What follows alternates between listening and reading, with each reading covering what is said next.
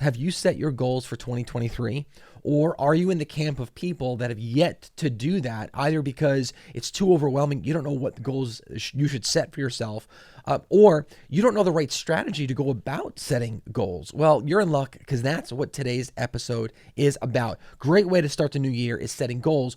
We're going to teach you 5 strategies of ways that you can approach setting goals for 2023 that'll position you for the greatest success. Let's get right into it.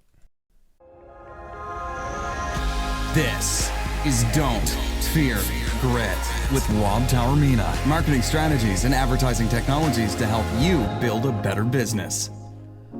Happy 2023 to all of my fellow gritters out there. And 2022 was a lot of fun, and I know a lot of you guys experienced tremendous success or just different types of success because you decided to challenge yourself a little bit in 2022. And now we're getting right into 2023. It's the early part. This is the very first episode in a brand new season of Don't Fear Grit for the year 2023. I'm super pumped. And what better way to launch a brand new season than to talk about goals? And we're going to take it from the perspective of strategies, ways that you can approach setting goals. Maybe not what are the ideal goals, right? That's really going to be unique for each person, each business. But we're going to talk specifically, what are the great approaches to setting up good strategies? I think that's where a lot of people fall apart. And so what we're going to do is we're going to outline just five strategies that you can think about that'll enable you to develop a really good plan for the future. And these plans, this approach is really great whether or not you have a company with multiple employees, lots of employees, or you're a solopreneur and you're by yourself. This is a great approach to help sort of prep yourself for setting some incredible strategies. And it's setting strategies and setting goals. It's not a novel idea, right? Everyone does it. Everyone also, approaches it a little bit differently. And where I think that most people will fail is that they don't properly communicate these goals. I don't think they properly outline realistic goals. And I think that leads to a lot of paranoia with your employees. And by the way, you can actually set these generic goals for yourself, even if you're a solopreneur, and still develop and suffer from paranoia yourself from these things. So, and I think that paranoia leads to low productivity, and really that's counterproductive to what we're trying to do here, right? You set goals to increase productivity, and I think that you do that by setting these great goals, but being realistic about expectation. And once you can find that happy balance, I think that's when you really you hit the lottery. That's when magic happens. And so we're going to go ahead and we're going to outline, these are 5 examples. I'm not going to go ahead and say these are the top 5, right? But I will say these are 5 examples of strategies to prep yourself when you're going to create goals for yourself. I think you should. And before I get into the goals, I actually want to really quickly make a point here, a little bit defensive this point as well, is there's a massive stigma attached to New Year's resolutions. And now, if you even just go online and you go in your social feed and you ask people about New Year's resolutions, you're going to get a good percentage of people who are these naysayers, and they are poo-pooing New Year's resolutions. Don't do it. It's terrible. It's counterproductive. It's horrible. It's not going to help you reach and achieve anything. It's actually going to make you discouraged and all these other crazy things. So I think the better question then is, when we're discussing that, why? Why is it that today so many people have this negative idea about New Year's resolutions? Well, it's because most people fail to realize the resolution. They were right in setting the goal, but they were wrong in their approach. Therefore, it didn't set them up for the best possibility of success. And just because a lot of people aren't successful in achieving resolutions, it doesn't mean it's wrong. Does that make sense to a lot of people that's listening right now? I'm wondering if you guys think that this makes sense and I'm onto something here and you agree, do me a favor, show me that you're sort of on board with this. Like right now, wherever if you're listening on a various podcasting platform or you're watching it on like one of our YouTube channels, just do me a favor. Can you just or share it with someone? And then that lets me know like, yeah, like this, you're onto something here. This is a good topic. So, but I think that resolutions that are approached properly are very effective. And what you see, instead of using the word resolution because there's so much negativity associated with that, let's use the word goal, right? And you see very successful people achieving success intentionally.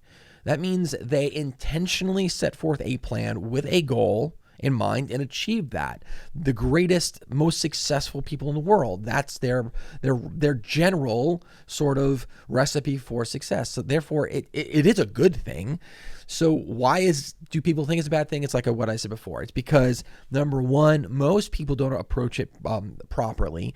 Number two, they don't set the right goal. Number three, they don't actually approach a goal strategy the right way. And when you don't actually prep the right way, you've heard me talk in episodes earlier on in the year about preparation. It's so important, right? But when you don't prep the right way, you're not preparing yourself. You're not positioning yourself for the best chance of success. What you're doing is you're leaving it up to chance. You're saying, I want this result, but you're not really understanding the journey, right? So I think that's why today's episode is going to be awesome and discussing and outlining for you guys 5 really classic, I'm going to call them classic examples of goal setting strategies. Now, these are not the goals themselves. I want to be clear. I said it earlier. I'm going to repeat myself. These are not the goals. These are not my recommendations of what your goals should be.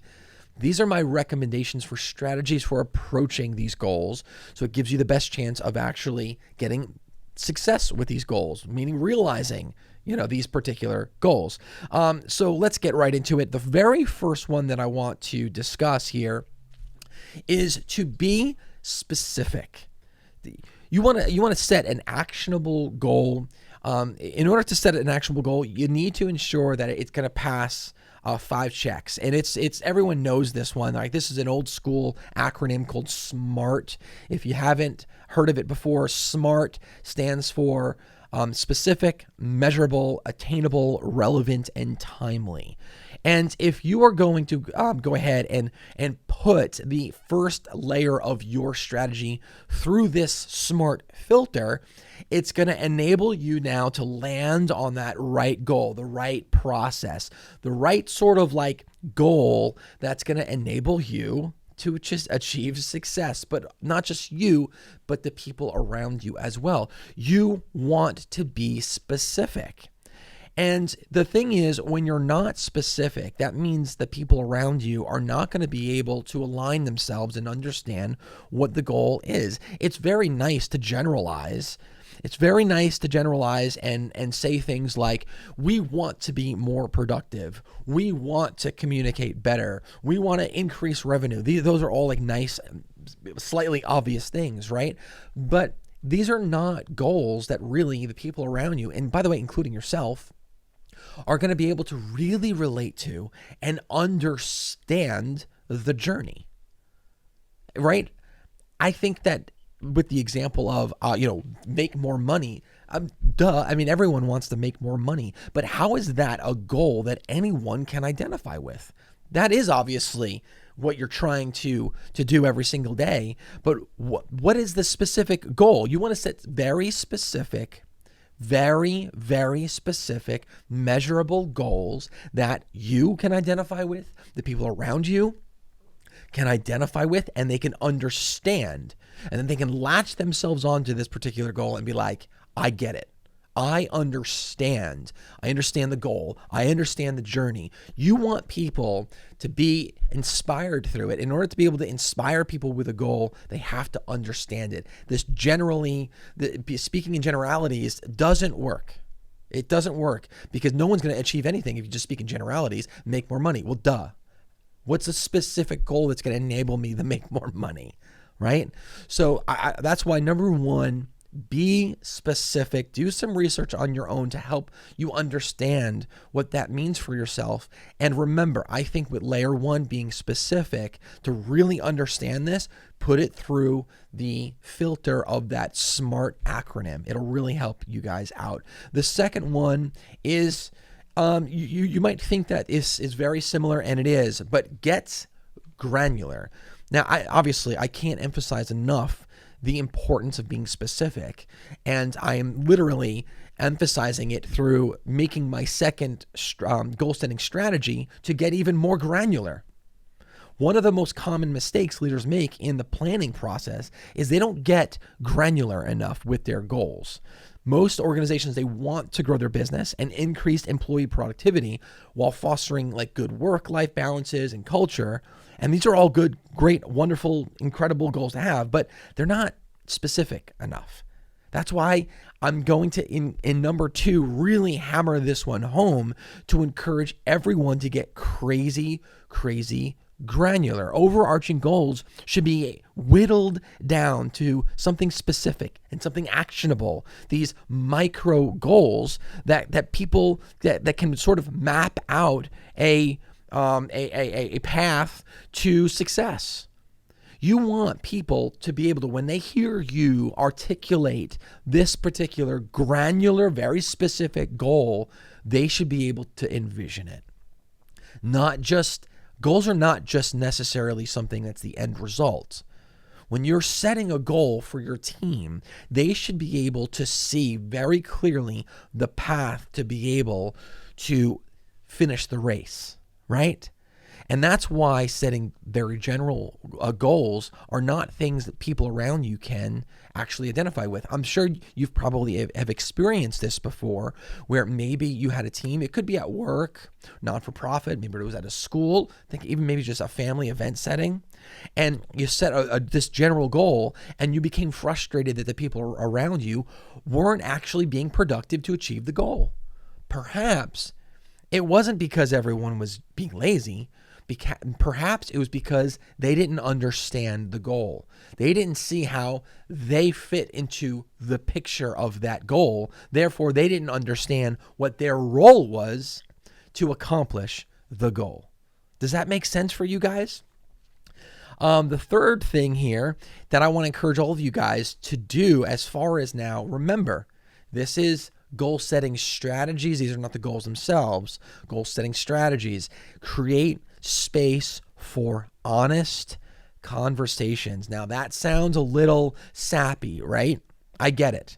But one of the biggest issues leaders in every single organization face in setting goals is that, quite frankly, nobody understands or believes in them.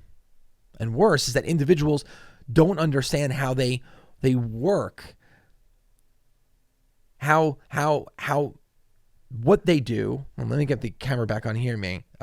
Sorry, I lost my place here. But how what they're doing and how they work, how it sort of plays into the impact of the goal. Sounds very similar to now the second one, right? Obviously, because I like to keep things flowing where there's a sort of a relatable thread and common theme throughout everything. It helps us to really sort of zero in here on how this could impact you guys. You know, we're having this conversation today in today's episode so that it gets you to this place in your mind where you're able to take what you're hearing and what you're learning and then apply it to your life. So I think that creating a space to have honest conversations will foster the proper dialogue for success. And what that means is, let's say in an earlier example I gave that you set this goal, but people didn't understand how they fit into that goal. If you didn't create a space for honest conversation, then they wouldn't be able to come to you and get further clarification. But by incorporating this into your new plan for 2023, that you're going to create more more spaces. You're going to create more spaces for honest conversation. In these moments where you're articulating a goal that you know is so incredibly important for your business, what you're going to do is your employees and the people around you that work with you are then going to trust you they're going to pull you aside and ask for further clarification because you created that space where, you know what, they can be vulnerable and ask the questions they feel might be stupid, might not be good enough, right? And then fill in the blank. You actually want to foster those conversations. And I think you'll go wrong by making an assumption that everyone understands. You can't. So by creating this space for honest conversation, you are going to actually eliminate more error. You're leaving less room for error. And this is one of the cases where that's a good thing because you want to understand the problem before it happens. You want your staff to understand the journey to this particular goal so that they are on board, right? They are absolutely on board. The next strategy here is to track process. Not process, I'm sorry, but track progress. You want to track your progress. It's great now to be able to articulate appropriately and get your entire team on board with a goal. But if you just set it and forget it, you might actually lose sight of what you were trying to work towards. That could be a big problem. If you don't track your progress, how will you know if you're actually making any progress? How about that? Let that sink in for a second. How can you possibly know if you're achieving progress unless you're tracking it? So I don't think you should leave anything to luck. I don't think anything happens by chance. I think success is intentional. And when you observe success in other people, this was an intentional thing. So for you to intentionally achieve your goal, you got to be tracking what you're doing. If you're not tracking your steps, number one, you can actually run the risk of getting off the path. And envision yourself for a second, even if you're not a hiker. Let's say you're walking this particular trail, and you know that if you stay on the trail, you will get from point A to point B. But in addition to that, you will be able to observe all of the best spots along that hiking trail. It's the most efficient way to do it, and it guarantees you get to see every single one of the major spots that you would want to see on this hiking trail. If you didn't look down to make sure and look around you to make sure that, in fact, you're progressing down that particular trail, here's the problem. You can risk stepping off the trail. Now, stepping off the trail for one step or two steps, fine. You'll be able to retrace, and get back on the trail because you can still see it. However, if you're not monitoring and managing your progress and you step off that trail for a mile, good luck getting back on track now. It's going to be a lot harder. It's going to be very difficult, and some people would argue next to impossible. So you want to what? Position yourself for the greatest chance of success. You do that by what? Tracking your progress. The last thing that we are going to touch up on here is to look back to refine future goals. I think a lot of people, you see a lot of these gurus talking about don't look back at all, only press forward. I think that's silly because those who don't understand your past and the problems of the past and the bad decisions you made in the past are doomed to repeat the same problem. So one easily overlooked element of the goal setting process is taking a moment to reflect on historical goals that have already been achieved over the past year. Part of the goal setting process is looking back on your progress toward your goals to determine what was achieved and what still needs to work.